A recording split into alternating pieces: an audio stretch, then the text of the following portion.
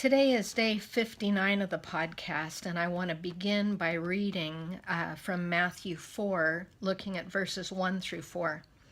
Then Jesus was led up by the Spirit into the wilderness to be tempted by the devil.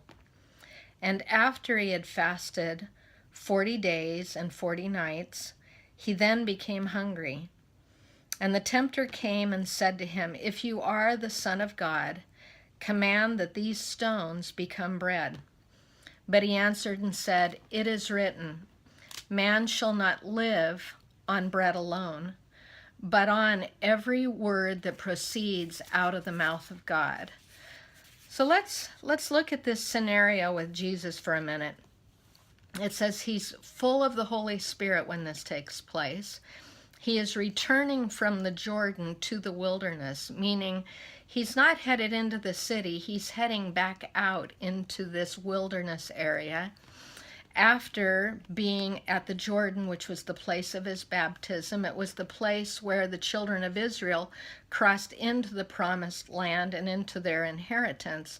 And Jesus is making a trip that's just taking him to the opposite direction at this point. He is going into the wilderness to begin an outflow of what walking in the fullness of the Spirit is to accomplish.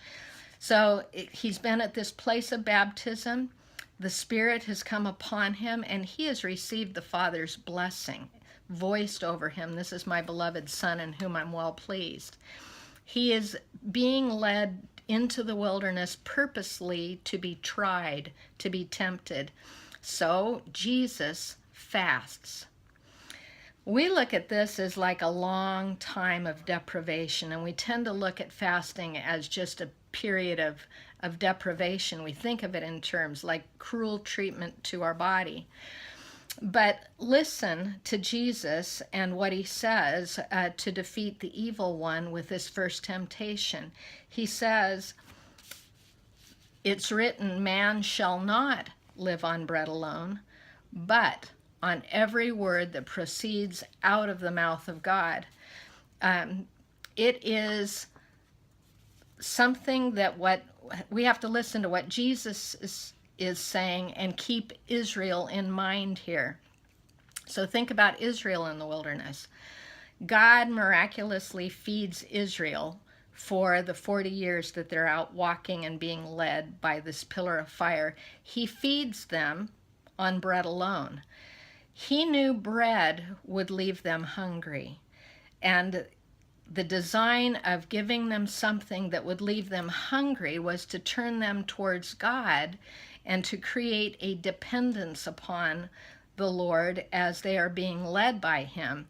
It was to rebuild their dependence and for them to learn to find their satisfaction in him. But instead, Israel complains.